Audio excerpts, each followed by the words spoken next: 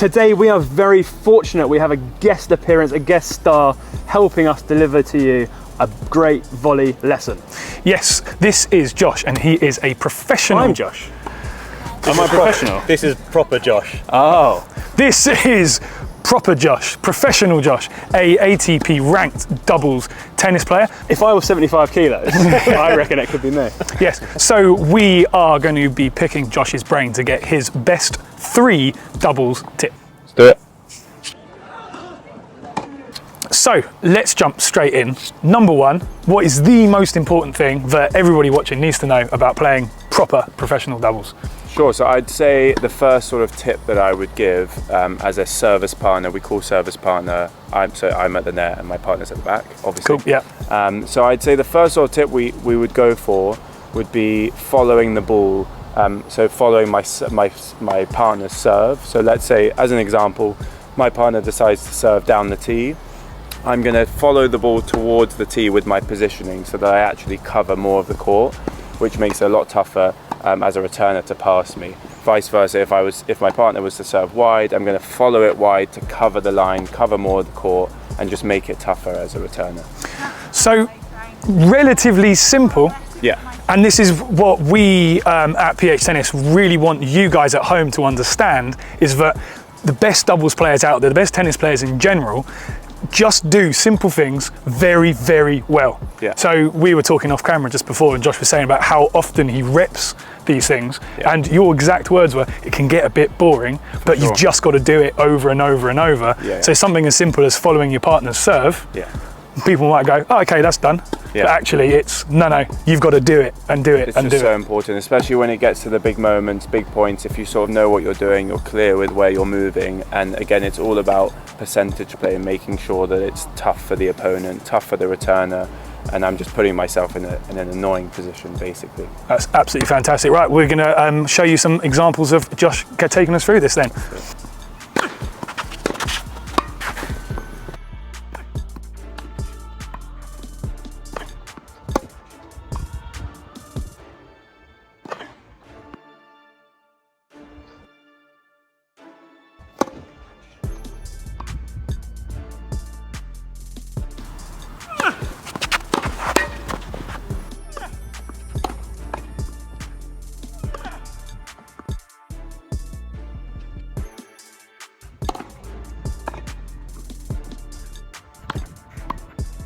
So, Josh, what is our second tip?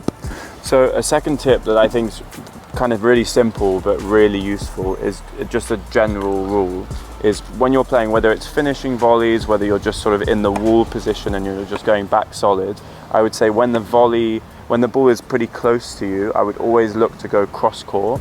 So if I'm here and it's in to me, I'm not going to try and redirect it there because it's just too difficult. Keep it really simple, go back cross court, and then when you are stretched, when you're looking to cross, for example here, I'm looking to cross, I'm not going to then redirect it back just because it's so difficult to bring the racket back.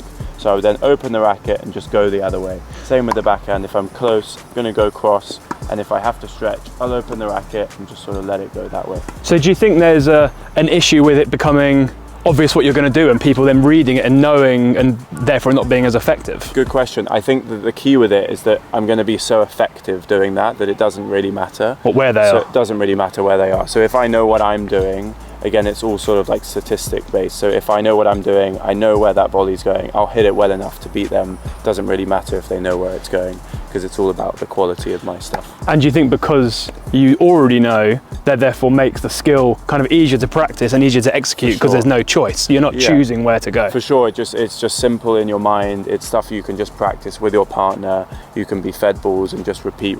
I know it can be a little bit boring, but eventually when it works, it's kind of exciting because you get the win, you know? Great tip. So we're going to see that in action now, see where the ball is, what distance it is from you, and that then leads to that different put away volley. These are all attacking put away volleys, right? For sure.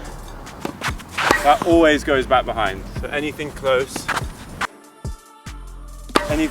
because it's here, for me to go that way is just too difficult. So I'm always going to come back and I know I can put it off the court. So that one, because I'm slightly stretched, I can open the court. I have more of a vision of the court there, so I just stretch and do that is also quite difficult. So I just open my racket. Same.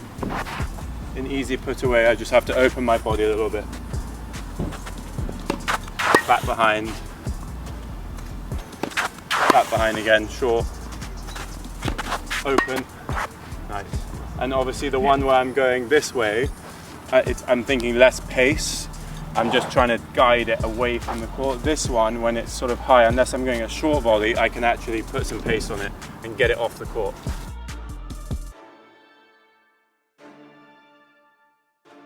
Okay, time for tip number 3 with Josh Paris.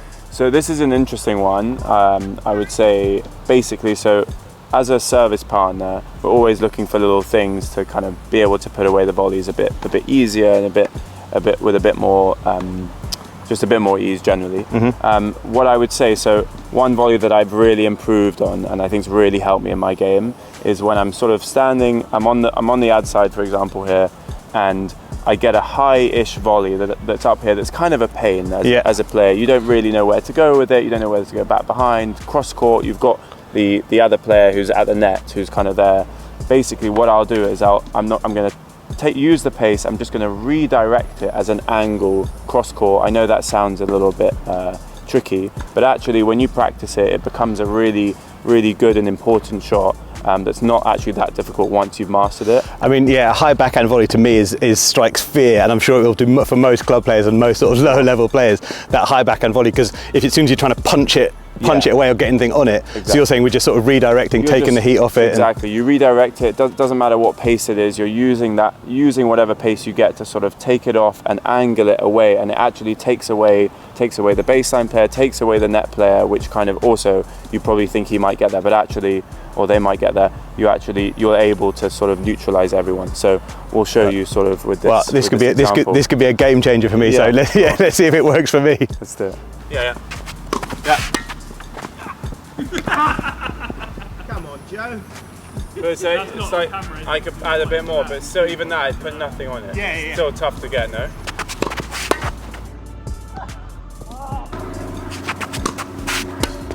That's textbook. That's good.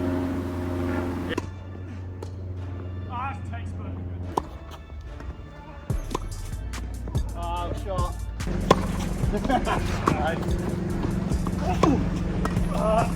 Yeah, it's so irritating. So there you have it. Those were Josh's, Pro Josh, I'm regular Josh now, original Josh. His top 3 volleying doubles tips. Yes, absolutely fantastic. That high backhand one especially, I'm going to crush it today. Although I did beat him down the line a couple of times and I hit him. So most of them were who going is long, the pro? yeah. Most of them are going long. Oh, shit.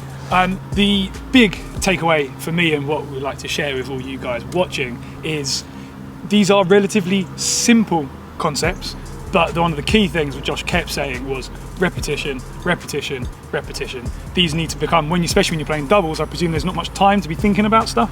It's got to be pre-planned, like patterns of play, so you know what you're going to do before it happens. And in great news, we're keeping Josh for a little bit longer, and we're now going to show in another video some of the training techniques and drills that we do to learn these particular tips that we've just shown you. So if you now want to know how to practice them, stay tuned for our next video. As always, don't forget to like, follow, subscribe, so you never miss a thing from PH Tennis. Thanks, guys. And Josh Paris. Sweet. Good. Thanks, Josh. Good.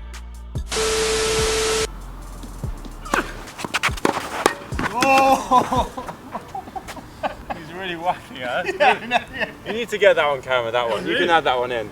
Thanks for coming, Josh, by the way. Right.